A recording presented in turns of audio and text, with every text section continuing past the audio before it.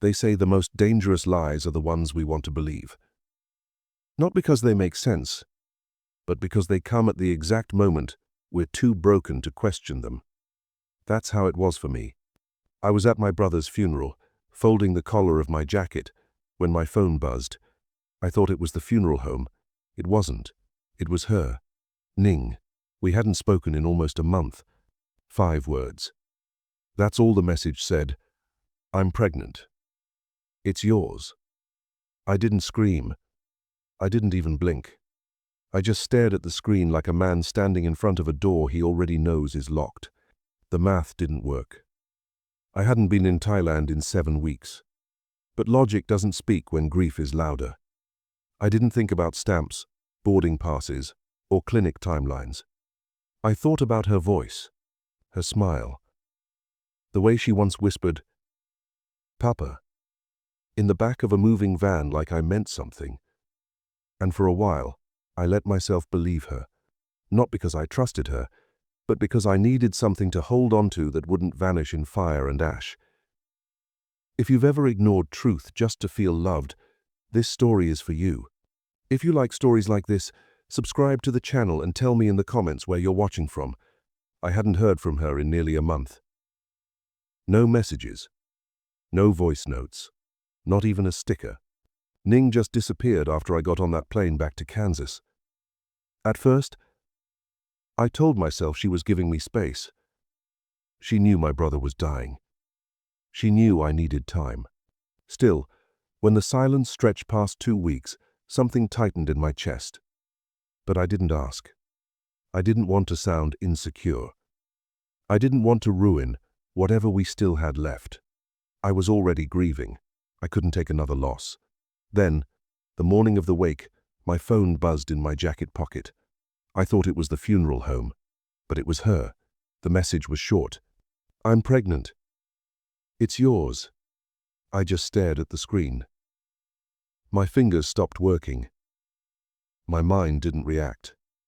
Another message came right after. I took 2 tests, both same. I so scared to tell you. I stepped out of the room and sat down on the padded bench in the hallway. My brother's urn was inside, surrounded by white flowers. His photo smiled from the table like he knew something I didn't. When did you find out? I typed. Her reply came fast. Last week. But I only sure now. I asked if she went to a clinic. Yes, but just small one. They say maybe 8 week. 8 weeks. I'd left Thailand 7 weeks ago. The math didn't work. My chest tightened, but I didn't say anything. I couldn't. I was already neck deep in grief. I couldn't take a blow from the one person I'd been clinging to. She sent a blurry photo of the test. White plastic, 2 pink lines. Then another picture. Different lighting, same lines. I think it yours, she wrote. I not with anyone else. I wanted to ask her again, just to make sure, but I didn't. I typed, do you want me to come back? She said, I don't know.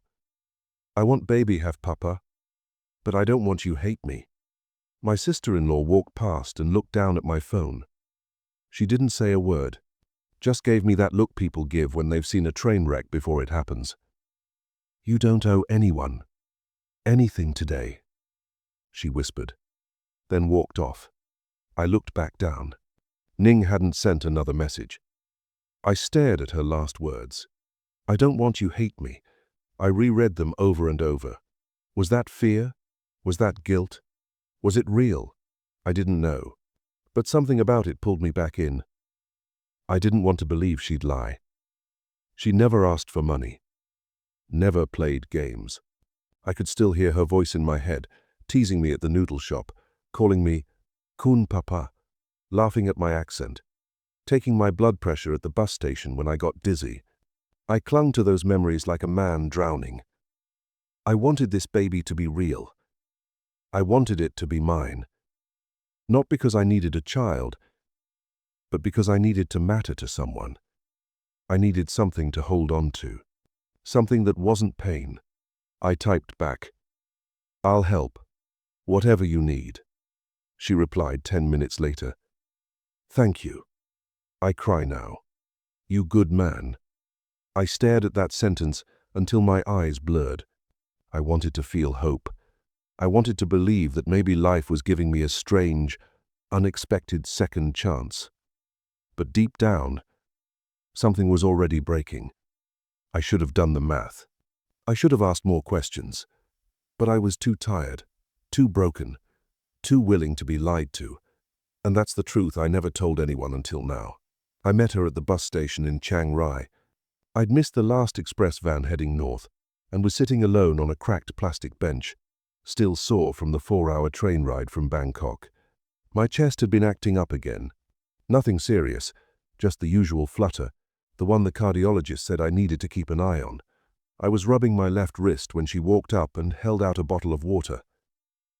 "You look too hot," she said. "You okay?" I nodded. "Yeah, just a long day." She pointed to my phone. "No SIM?" I told her mine didn't work here. "I help you," she said. She walked me over to a small booth, spoke to the clerk, handed over a few baht from her own purse.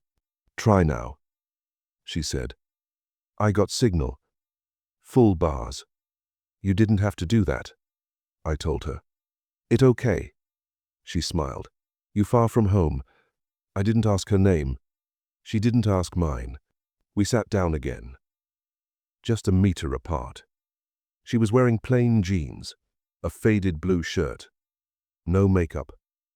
No perfume I could notice. Her hair was tied back.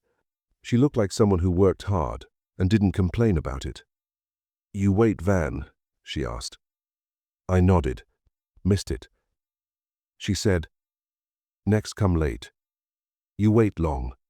I looked at her and said, "You waiting too?" She shrugged. "I just finished work. My cousin's shop nearby. I come sit." Silence after that. Comfortable. Then she looked at my hand.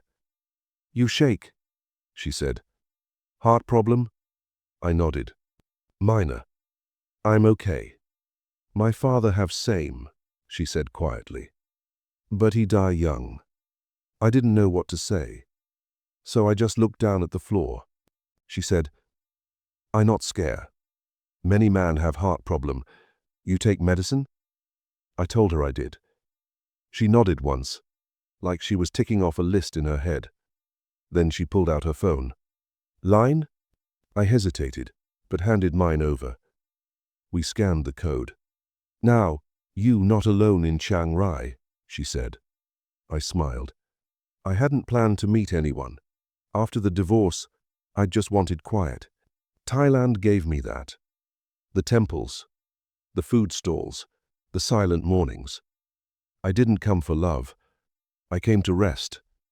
But when she said, "You stay hotel or house?"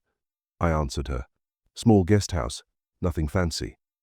She nodded. "I know it, that one near 7-Eleven?"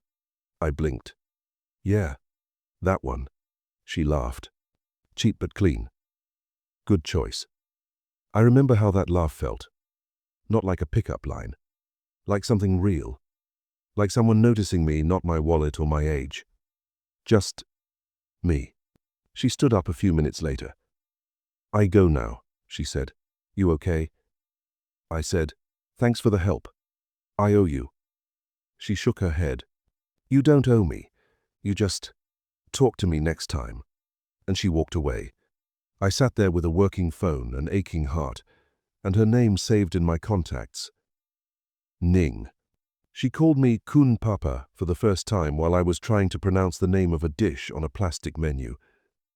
"You say cow pad like cow fart," she laughed. I rolled my eyes. "You trying to insult me or teach me?" She tilted her head.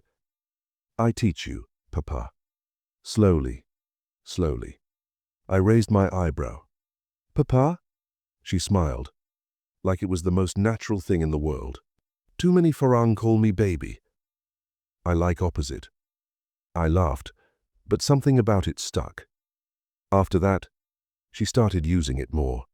"Papa, you forget umbrella." "Papa, don't drink too fast, you dizzy again." I didn't correct her. I let it happen. I liked it more than I should have. It made me feel useful, wanted, like I wasn't just passing through. We started talking every day. Mostly line calls. Sometimes she'd send a photo of her dinner or a tired selfie from work. She worked front desk at a small guest house nearby, but she said the hours were slow and the pay worse. "I like talk to you better than guest," she once said. "They ask too many questions." I told her, "I can pay you just to talk to me." She narrowed her eyes. "Don't joke. Some girl like that. I not one." That line hit me. She meant it, or wanted me to think she did. Either way, it worked. One night, I showed her my Airbnb listing. I had an apartment I rented out back home, barely breaking even. She looked at the photos, then said, "Why you use such boring picture?" I said, "It's just a place to sleep." She shook her head. "People not book sleep. They book feeling. I change for you." She rewrote the description on her phone, added words like cozy, sunlight, and quiet mornings.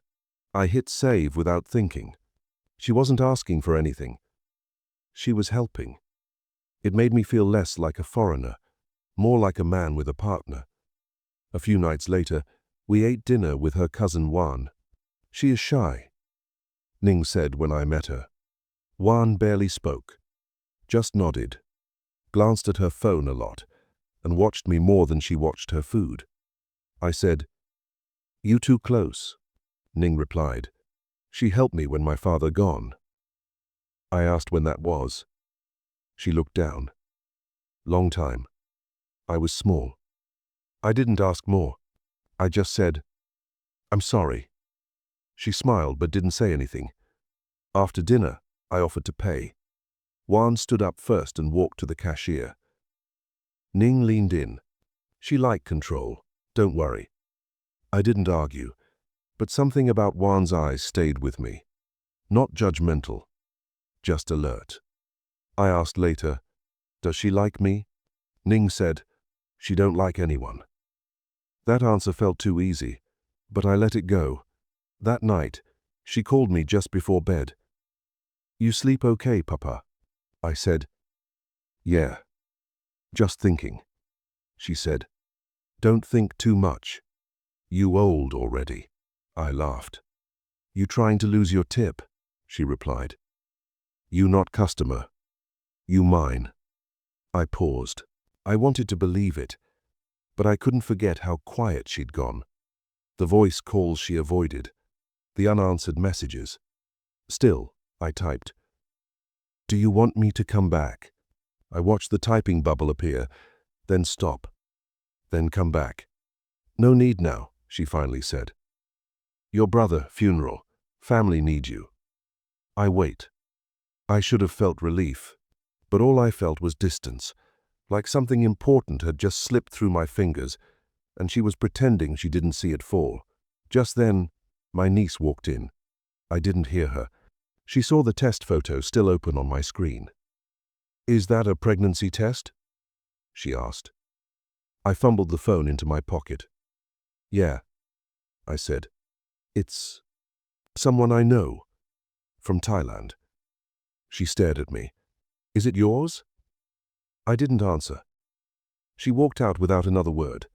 I sat back on the edge of the bed and opened the photos again. No name, no hospital paper. Just 2 lines and a bath towel. I wanted proof, but I didn't ask for it. Instead, I texted, "I'll help. Whatever happens, you won't be alone." She replied, "Thank you, Papa. I so scared, but you make me strong." That word again. Papa. It used to make me feel cared for. Now it made something tighten in my gut. I asked her, "Do you feel okay? Any sickness?" She said, "A little, but one cook for me. I rest more." I said, "I wish I was there." She answered, "You in my heart every day." It should have meant something, but it read like a sticker. I didn't say that. I just said, "Send me more pictures when you can." That night, she sent one more photo. It wasn't of her, Just a bowl of rice and soup on a table I didn't recognize. Dinner, she wrote. One make. I stared at it. Something about the spoon placement. The wall in the background, it didn't look like her place. I asked, "Is that your kitchen?" She replied, "Number we eat at cousin room now. Cooler." I stared at that message for a long time. I knew something was off. I knew the timing didn't make sense. But I was grieving. I was tired. And I needed something to hold on to that wasn't a coffin or a folded suit. So, I closed the app. I didn't ask any more questions. I chose to believe her. Because the lie felt softer than the truth. She sent the photo without warning. No caption at first, just the image. I opened it thinking it was another dinner shot or maybe her face again. But it was a black and white ultrasound. A printed sheet, creased down the middle, resting on a wooden table next to a plate of fried rice. I stared at it for a long time. There was no name, no date, no clinic header, just shadows and labels. "This is my baby," she finally texted.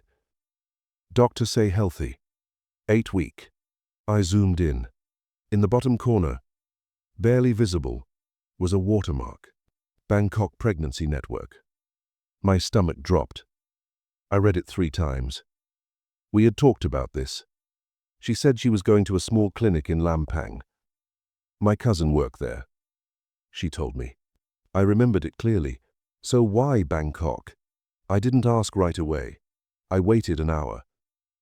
Then I sent, "You went to Bangkok already?" She didn't reply. 3 hours passed. Then 5. I watched the read receipt go blue. Still no answer. I paced around the bedroom in silence. My brother's urn was still on the table. My suitcase, half zipped in the corner. I stared at the ultrasound again. It didn't feel right. Why was it sitting next to food? Why wasn't it in her hand? Why send this now? Finally, her message came. I was scared. "My cousin take me early. I not want to tell before sure." I read it twice. Then again. I typed back, "You didn't say anything about going to Bangkok." She wrote, "Only 1 day. I come back fast. Not stay." I typed, "Clinic gave you report." She replied, "Only paper." I lose it already. I didn't reply. I didn't know what to say. Nothing felt solid. Nothing lined up. Not the dates. Not the city. Not the way she sent the photo like it was a receipt. Later that night, she messaged again. "Why you not happy?" I answered, "I'm just tired. It's been a hard week." She said, "You don't believe me?" I waited. Then I typed, "I want to." She replied, "That mean you don't." I let the screen go dark. I lay in bed and thought about everything. The first time she called me Papa. The way she used to check my blood pressure in the morning. The photos she used to send with her hair messy and no filter. It all felt so far away now, replaced by silence and half answers. But here's the thing, I didn't delete the photo. I saved it. I kept staring at it, like it might change. Like the watermark would disappear. Like the food in the frame would become a clue, something to prove me wrong. I even Googled the clinic name. It was real. In Bangkok. Not a scam shop, but not where she said she'd go. The next morning, she sent a voice note. "I know you think bad things, but I never lie to you. Please don't stop love me. I scared, Papa." Her voice cracked on the word, scared, but it didn't move me like it used to. Something had shifted. I wasn't angry. I was just empty. That photo was supposed to make me feel like a father. Instead, it made me feel like a stranger. I typed, "It's okay. I'm still here." She replied, "I love you." I didn't say it back. I stared at the message until it faded into my screen. I still wanted to believe her, but I didn't believe that ultrasound. Not really, and I think she knew that. I asked her if she could video call me during her next checkup. I waited for the reply, watching the little scene dot turn blue. 5 minutes passed, then 10. Finally, she sent a voice message. I played it twice. Her voice sounded soft, but it had changed. No warmth, just a flat tone behind the words. I not feel good, Papa. I scared. Doctor maybe say something bad. I don't want you worry. I sat there staring at the wall. The silence after that message was louder than the words. I typed, I'm not worried. I just want to see you. It's okay if you don't feel well. We can just talk for a minute. She didn't respond. Not that day. Not the next. 3 days later, she sent another voice note. I feel better now, but I not go back to clinic yet. Maybe next week. Juan say I need rest. She helped me. I pressed play again. Same voice, distant, like she was talking through a tunnel. I wrote, if you want me to come, I'll book a ticket. I'll be there in 4 days. Her answer came 3 hours later. You no need. I not want you lose time with your family. I wait. That word again, wait. It used to feel patient. Now it just felt like a wall. I didn't ask more questions. Not directly. But I said, tell me if anything changes. I want to be there for you. I mean it. She replied with one line. I know you mean it. You always good to me. That should have felt like something. It didn't. It sounded like a goodbye with different letters. Later that week, I asked again, did the clinic give you another appointment? She said, not yet. They slow here. Also, I lose the card they give. I go back next week. I typed, can you take a photo when you go? Just for me? She replied with a thumbs up. No words, no heart. Just the symbol. I stared at our chat for a long time. I scrolled back weeks. Her voice notes used to be full of giggles. Now they were shorter, mechanical. I opened the ultrasound photo again, still sitting next to that damn plate of fried rice, still with no name, no stamp. I zoomed in until the image pixelated. I didn't know what I was looking for. Just something, anything that would make it make sense. That night I called her. She didn't pick up. I tried again the next morning. Nothing. Then she texted, my head hurt. I sleep now. Don't be sad. I typed, can I hear your voice later? No answer. I lay in bed holding my phone, replaying old messages. The one where she called me Papa after I joked about her cooking. The one where she sent me a video of her singing off key. The one where she whispered, I feel safe with you. I believed her. I really did. I wanted that version of her back. But this version? I didn't know her. I couldn't feel her anymore. That was the moment I stopped asking questions. Not because I trusted her, but because I was scared of the answers. I waited 3 days before I asked. I couldn't sleep. I kept opening our chat, reading the last message she sent. I rest more now. Baby okay. No photos. No video. Just words. I typed slowly. Ning, I need to ask you something. Are you sure it's mine? The dots moved, then stopped. Moved again. She finally replied with a voice note. I sat up in bed before pressing play. Her voice was soft. Too soft. It not about blood, Papa. It about who care. You care. That make you real father. My chest went tight. I played it again, word for word. It not about blood. I stared at the wall. I didn't cry. I didn't scream. I just sat there, still. Like my whole body had finally caught up with what my heart already knew. I typed, that's not an answer. She sent a sticker, a heart with tears. I didn't open it. I walked outside and sat on the porch. Cold air. My hands in my lap. The world completely still. I could hear the wind moving through the dry leaves. No traffic, no notifications. No voice calling me Papa. Just that last sentence, playing in my head like a broken loop. It not about blood. That was the lie. Not the baby. Not the silence. Not even the ultrasound. That sentence, that was the one she thought I'd swallow. I went back inside. I didn't think. I didn't even hesitate. I opened Line, tapped her name, and blocked the account. The thread disappeared. 5 months of memories, gone in one tap. No more photos, no more voice messages, no more waiting. I didn't save anything. I didn't want to. I didn't need proof. I'd lived it. That was enough. She tried calling the next day. A new number.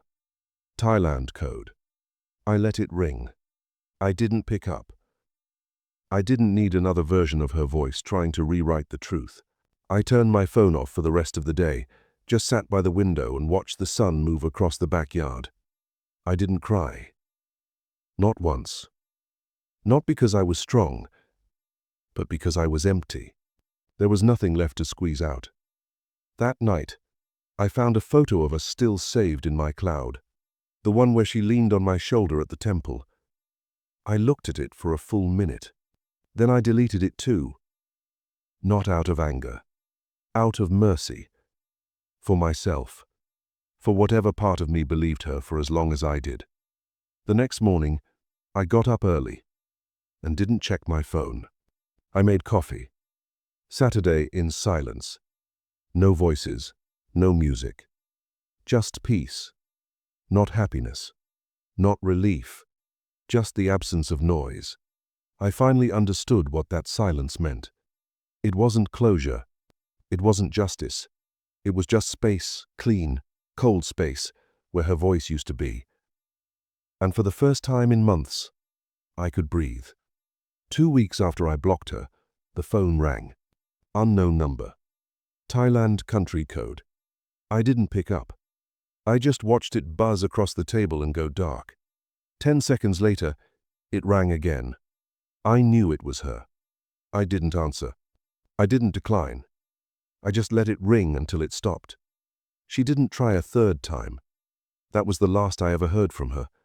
I didn't want answers. I didn't want to hear her voice tell me another version of a truth I'd already stopped believing in. What was left to say? That it wasn't my child? That she was sorry? That she never meant to hurt me? Even if she said all that, what would I do with it? Frame it. Keep it in my pocket like a receipt for something I'd never get back. I didn't move on. I didn't find someone new. I didn't reinvent myself or start a blog about healing. I just got quieter. Stopped checking Line. Deleted it from my phone. I let the lease expire on the guest house in Chiang Rai. Never renewed it. Never even replied to the landlord's final message. I think he understood. I didn't go back. I couldn't. Not because I hated Thailand. I loved it. But because everything in me changed there. I wasn't the same man who first stepped off that plane. The one who smiled at the smell of grilled pork and jasmine. The one who thought starting over was just a matter of miles. That man died quietly, without anyone noticing, sometime between the last photo she sent and the day I blocked her. No one in my family asked about her. My niece came close once. "You still talk to that girl?" she said. While we were sorting boxes from my brother's place. I just shook my head. "No," I said. "Not anymore." She nodded like she understood. Maybe she did. Or maybe she just didn't want to dig. I kept one photo. Not of Ning. Not of us together. Just a picture I took by accident at the Chiang Rai bus station. Empty benches. A food stall in the back. The place where she handed me a bottle of water and asked if I was okay. That's all it ever really was, a stop between where I'd been and where I thought I was going. I thought I found something real there. But it was just a seat I warmed for a little while. Then I left, and someone else sat down. Some nights I still wake up expecting the sound of a message, just out of habit. Not hope, not anymore. I don't dream about her. I don't hate her either. I don't feel much at all when I think of her now. Just tired. Like remembering something I forgot on purpose. I didn't forgive her. I didn't need to. She was never the one I stayed angry at. The truth is, I was mad at myself for needing what she gave, for craving it so much. I ignored what it cost me. That's what no one tells you sometimes. It's not the lie that ruins you. It's how badly you wanted it to be true.